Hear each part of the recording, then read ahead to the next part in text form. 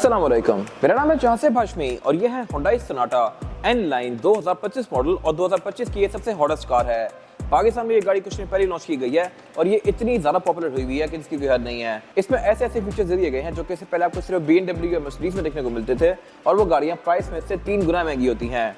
ये गाड़ी कंपैरेटिवली उनसे सस्ती भी है और फीचर्स के लिहाज से बहुत ज़्यादा इक्विप कर दी गई है और इसके अलावा इसमें और भी ऐसी चीज़ें आती हैं जो कि इसकी प्राइस को जस्टिफाई करती हैं। अब कहने को ये गाड़ी 1,70,00,000 से ऊपर की है बट स्टिल ऐसे बिक रही है जैसे कोई शुगर हो और इसकी वजह भी है, ये सब मैं कवर करूंगा आगे जाके। फिलहाल अगर बात कीजिए हाईलाइट पॉइंट्स की तो इसमें 4 एग्जॉस्ट हैं। इंजन इसका 290 हॉर्स पावर है, टर्बो चार्ज है। लुक्स के लिहाज से बहुत फ्यूचरिस्टिक है और इंटीरियर के लिहाज से भी अच्छी खासी इक्विप्ड है। ये सब मैं कवर करूंगा आगे जाके। फिलहाल अगर बात कीजिए इस गाड़ी की प्राइस की तो इसकी डिमांड 1,78,50,000 है। ये ब्रांड न्यू कार है और ब्रांड न्यू गाड़ी की एग्जैक्ट प्राइस पता करने के लिए आप दिए गए नंबर पर कॉल कर सकते हैं या फिर आप शोरूम को विजिट कर सकते हैं। हमारी 2 ब्रांचेस हैं, एक रावलपिंडी है बड़ी रोड पे और फिर एक रावलपिंडी में GT रोड पे। खैर overall it's a best sedan and today I am going to review it.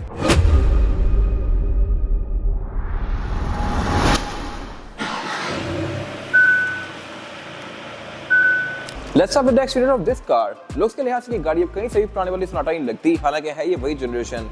इसको जस्ट फेसलिफ्ट किया गया है और इसको लुक्स के लिहाज से बहुत ज्यादा इंप्रूव कर दिया गया है।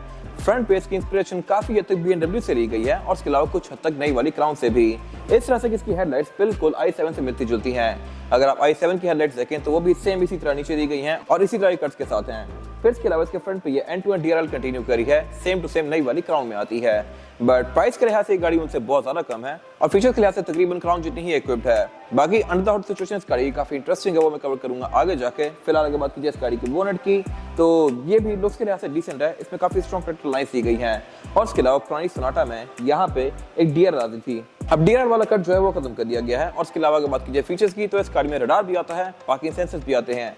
हेडलाइट भी इस गाड़ी की ऑटो है, यानी कि ऑटो ऑन ऑफ भी होंगी और इसके अलावा इनमें ऑटो लेवलिंग भी है। फिर इसके अलावा ये गाड़ी क्योंकि N लाइन है यानी कि top of the line version, तो इसमें यहाँ पे N लाइन की बैजिंग भी दी गई है और इसके अलावा इसमें फ्रंट और बैक पे पार्किंग सेंसर्स भी आते हैं। और अगर बात कीजिए इस गाड़ी की साइड प्रोफाइल की तो यहाँ पे आपको एयर वेंट्स काफी सारे नजर आएंगे। फ्रंट पे भी काफी बड़ी सारी ग्रिल दी गई है जिससे आपको प्रॉपर रेडिएटर्स नजर आते हैं इसके। और इसके अलावा यहाँ से भी आपको बम्पर में काफी बड़ी बड़ी वेंट टनल्स नजर आएंगी। फ्रंट पेज की हेडलाइट के साथ नीचे काफी सारे डक्ट्स दिए गए हैं जहां से ये गाड़ी हवा इन करके साइड से बाहर करती है और इसकी एरोडायनामिक्स को बेहतर बनाती है। फिर इसका रिम साइज भी अब 19 इंचेस का है, ये भी मैं कवर करूंगा आगे जाके। ये size bye the way Prado TXL में आता है और इसके अलावा इसके साइड मिरर भी काफी फीचर्स के लिहाज से इक्विप्ड हैं। इस तरह से कि ये एडजस्टेबल, रिट्रैक्टेबल, हीटेड तो थे ही, लेकिन अब इनमें 360 डिग्री कैमरा सेटअप भी ऐड कर दिया गया है। 360 कैमरा सोनाटा पहले वाली शेप में ऑफर नहीं करी थी, इंटरनेशनली आते थे, अब पाकिस्तान में भी दे दिए गए हैं और इस कैटेगरी में ये गाड़ी ही है जो कि इतने फीचर्स ऑफर कर रही है, जबकि और कोई भी सेडान इतनी ज्यादा इक्विप नहीं है। और अगर बात कीजिए इस गाड़ी की एब्सोल्यूट साइड प्रोफाइल की तो साइज के लिहाज से ये गाड़ी एक D सेगमेंट की सेडान है और पाकिस्तान में इस कैटेगरी में यही कार है जो कि ऑफर हो रही है और इतनी इक्विप भी यही कार है जो कि इस कैटेगरी में है। बाकी ग्राउंड क्लियरेंस के लिहाज से गाड़ी डिसेंट है क्योंकि इसमें रिम्स 19 इंचेस के हैं और इसके अलावा N लाइन में अभी थोड़ी सी बॉडी किट्स भी आ गई हैं जो कि इसकी लुक्स को बेहतर बना रही हैं। इसमें कुछ ग्रे कलर के एक्सेंट्स दिए गए हैं और इसके अलावा बाकी स्मार्ट एंट्री भी इस गाड़ी में आती है। मैं ड्राइवर और पैसेंजर दोनों के पास इस गाड़ी को लॉक अनलॉक कर सकता हूँ और साइड पे ये गाड़ी बिल्कुल ब्लैक्ड आउट है। यहाँ पे ना होने के बराबर क्रोम दिया गया है, वो भी सिर्फ रिम्स में। सब कुछ इसके अलावा जेट ब्लैक है जो कि इसकी लुक को काफी स्टेल्थी बना रहा है। यहाँ तक कि इवन जो इस गाड़ी पे यहाँ पे विंडोज के आसपास क्रोम होते हैं वो भी इस गाड़ी में ब्लैक्ड आउट हैं। यहाँ तक भी क्रोम नहीं दिया गया जो कि मेरे ख्याल से बड़ी मजेदार चीज है। इसके अलावा ये गाड़ी पैनोरामिक रूफ ऑफर करती है जो कि अगेन इस कैटेगरी में सिर्फ यही गाड़ी ऑफर कर रही है पाकिस्तान में। और इसके अलावा इसमें एंट्री एग्जिट भी आसान है। लेकिन यहाँ पे आते आते आपको आइडिया होना शुरू हो जाता है कि ये गाड़ी पुरानी जनरेशन है। यहाँ पे बहुत ज्यादा चीजें नहीं चेंज की गई, छोटे मोटे चेंजेस हैं, वो बैक पे हैं और कॉस्मेटिक हैं। बाकी फेंडर्स, ओवरऑल जो बम्पर की लुक है ये सब सेम टू सेम पहले वाली ही है। क्वार्टर ग्लास भी ऑफर करती है, बैक पे शॉक एंटीना दिया गया है। फ्यूल टैंक कैपेसिटी भी इसकी डिसेंट है, एक टैंक में गाड़ी आराम से 7-8 किलोमीटर कर सकती है। और बाकी ये गाड़ी all wheel disc brake offer करती है, यानी कि फ्रंट पे भी और बैक पे भी। फिर इसके अलावा रेप पैसेंजर्स के लिए इसमें प्राइवेसी कर्टन्स भी दिए गए हैं जो कि अगेन एक और अच्छी चीज है। और इसके अलावा बैक पे भी इसमें सनशेड आता है जो कि इलेक्ट्रॉनिकली फोल्ड अनफोल्ड होता है। प्लस आप जब भी इस गाड़ी में बैठ के रिवर्स लगाएंगे और अगर सनशेड ऊपर है तो वो खुद ही नीचे हो जाएगा और जैसे आप डी में करके गाड़ी को चलाना शुरू करेंगे तो वो सनशेड दोबारा से ओपन भी हो जाएगा। और अगर बात कीजिए इस गाड़ी के रेयर एंड की तो यहाँ से भी एक गाड़ी काफी एग्रेसिव है। बैक पे इस गाड़ी में क्वाड एग्जॉस्ट दिए गए हैं और ये चारों ही फंक्शनल हैं, कोई यहाँ फेक वाला सीन नहीं है। और ये इंडिविजुअल एग्जॉस्ट हैं भी मेटल की फिनिश में जो कि अगेन मेरे ख्याल से एक अच्छी चीज है। साउंड नोट इस गाड़ी को बहुत ज्यादा इंटरेस्टिंग नहीं है, लेकिन ये आम गाड़ियों जैसा नहीं है, इसमें थोड़ा सा रोर है बट ऑब्वियसली इससे आप V8 वाली साउंड तो एक्सपेक्ट नहीं कर सकते। बाकी इसके अलावा बैक पे टेल लाइट्स भी इसकी ऑल टुगेदर चेंज कर दी गई हैं और ये है भी काफी स्लीक सी और एंड टू एंड कंटिन्यू कर रही हैं। प्लस अब इसके बीच में एक एरिया दे दिया गया है जो कि इसकी लुक्स को ज्यादा बेहतर बना रहा है। और इसके अलावा इसका जो हुंडई का एम्बलम है ये भी प्रिंटेड है और इस प्लास्टिक के पैनल के अंदर ही है। ट्रंक अनलॉकर इसका बैग से निकाल के यहाँ पे ऊपर अलग से दे दिया गया है। और यहाँ भी एक चीज बेस्ट है वो ये है कि इस गाड़ी का जो टेल गेट है ये पावर्ड है। अनलॉक करने पे ऑल द वे अप जाएगा खुद ही। प्लस आप इसको बंद भी इलेक्ट्रॉनिकली कर सकते हैं। ये चीज भी इस कैटेगरी में कोई भी ऑफर नहीं करती पाकिस्तान में। इवन सिविक की भी नहीं आती और भी किसी गाड़ी की नहीं आती। बाकी रेड बेंचेस के 60-40 के स्प्लिट के साथ हैं जिनको फोल्ड करने के लिए यहाँ पे पुल टैब्स दिए गए हैं। और इसके अलावा ये गाड़ी बैक पे प्रॉपर स्टेपनी भी ऑफर करती है जो कि मेरे ख्याल से एक अच्छी चीज है। इसके अलावा डिग्गी में आप आराम से 5-6 लोगों का सामान रख सकते हैं।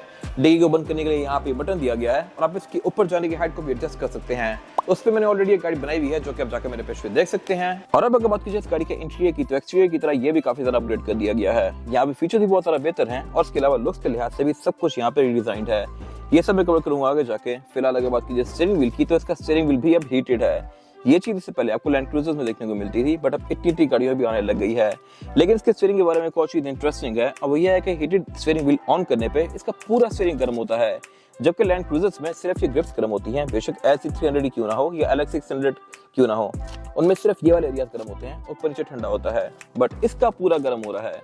तो नो मैटर आप इसको कहीं से भी पकड़े आपको पूरा स्टीयरिंग व्हील एक जैसा फील होगा। Nice and detail. फिर इसके अलावा ये स्टीयरिंग व्हील मल्टीमीडिया वाला है। इसमें पैडल शिफ्टर्स हैं और इसके अलावा इसमें ड्राइवर की सीट में मेमोरी फंक्शन भी आता है।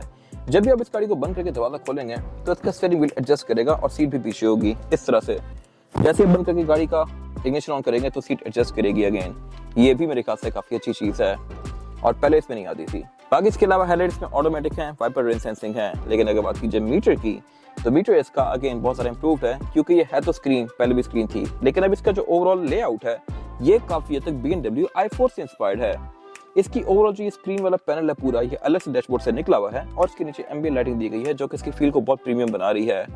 फिर इसके अलावा साथ यहाँ पे एक स्पीकर टाइप का एरिया दिया गया है। आई एम नॉट श्योर कि ये क्या है बट अगर बात कीजिए मीटर की तो आप इसकी थीम्स को चेंज कर सकते हैं। इसमें काफी हद तक कॉन्फ़िगरेबिलिटी दी गई है। सेंटर में सोनाटा N-line बनी हुई है और ये आपको गाड़ी की हर तरह की सेट शो करवाएगा जो कि यूजुअली हर गाड़ी में आती है। फिर इसका जो मल्टीमीडिया है 12.3 इंचेस का है। इसमें Bluetooth, aux, navigation, USB, Android Auto और एप्पल कारप्ले वगैरह आता है। लेकिन जो इसका ओवरऑल जो इंटरफेस है ये अगेन काफी हद तक BM से इंस्पायर्ड है क्योंकि इसमें सेम वैसी टाइल्स दी गई हैं, होम लेआउट दिया गया है और इसके अलावा ये गाड़ी आपको यहाँ पे बहुत सारी चीजें शो करवाएगी। इंस्पिरेशन BM से ली गई है लेकिन क्वालिटी के लिहाज से उसकी करीबी नहीं है, वो बहुत सारा हाई डेफिनेशन होती है। खैर इसके अलावा नीचे पर ये एम्बिएंट लाइटिंग जैसा कि मैंने पहले मेंशन किया दी गई है। इसके आप कलर्स को चेंज कर सकते हैं और बाकी ये सारा एरिया कार्बन फाइबर की फिनिश में है। डैशबोर्ड का पीछे वाला एरिया लेदर का है और इसमें ये रेड कलर की स्टिचिंग दी गई है जो कि शो करवाता है कि ये गाड़ी N-line है और टॉप ऑफ द लाइन है। फिर इसके अलावा नीचे क्लाइमेट कंट्रोल दिया गया है जो कि इसमें डुअल जोन है। ड्राइवर और पैसेंजर दोनों के लिए अलग अलग जोन दी गई हैं। लेकिन अब यहाँ पे भी एक अच्छी चीज है और वो ये है कि फ्रंट दोनों सीट्स इसमें हीटेड के साथ साथ वेंटिलेटेड भी हैं। फिर इसका स्टीयरिंग व्हील हीटेड है जो कि मैंने पहले मेंशन किया था बट अब इसके क्लाइमेट कंट्रोल का जो डिस्प्ले है ये इसके नॉब्स के अंदर आता है जैसा कि ऑडी वगैरह में होता है। तो ये भी मेरे ख्याल से काफी मजेदार चीज है। फिर नीचे इसके यूजुअल कंट्रोल्स वगैरह दिए गए हैं, पावर आउटलेट्स दिए गए हैं, वायरलेस चार्जर दिया गया है और पीछे इसका वो एरिया दिया गया है जहाँ पे यूजुअली गाड़ियों में पार्किंग ब्रेक आती है बट इसमें पार्किंग ब्रेक यहाँ पे नहीं है, ये यहाँ पे राइट पे दी गई है मर्सिडीज वगैरह की तरह। तो ये बैठ के आपको थोड़ा सा ढूंढनी पड़ती है कि है किधर। और इसका गेयर सिलेक्टर भी थोड़ा सा अनयूजुअल है। इस तरह से स्टीयरिंग के पीछे यहाँ पे दिया गया है जहाँ पे आम गाड़ियों में क्रूज कंट्रोल आता है। तो मेरे ख्याल से इस गाड़ी में कुछ चीजें सिंप्लीफाई की जा सकती थी जो कि खुद ही मुश्किल बनाई गई हैं। कोई नया बंदा यहाँ बैठेगा तो उसको लिटरली पहले गियर नहीं मिलेगा, गियर मिल जाए वो गियर लगा रहे तो फिर उसको पार्किंग ब्रेक नहीं मिलेगी। तो ये मेरे ख्याल से बेहतर हो सकता था। बाकी इसके अलावा फिर पीछे यहाँ पे एक एरिया दिया गया है जिसकी वजह की सेंस समझ नहीं आ रही। कन्वर्टेबल गाड़ियों में ये एरिया ओपन होता है और अंदर कन्वर्टेबल रूफ के कंट्रोल्स होते हैं। इसी तरह अगर आप पुरानी एस क्लास देखें तो उसमें यहाँ पे फोन होता है। ये गाड़ी में कुछ ना कुछ यहाँ पे होता ही है बट इस गाड़ी के केस में यही फिक्स है, आप इसको खोल नहीं सकते और इसका कोई यूज नहीं है। ड्राइव मोड सिलेक्टेड है। ड्राइव मोड्स में 3 ही हैं, नॉर्मल, इको और स्पोर्ट। इसके अलावा इस गाड़ी का जो 360 डिग्री कैमरा सेटअप है ये इनक्रेडिबली क्लियर और रिस्पॉन्सिव है।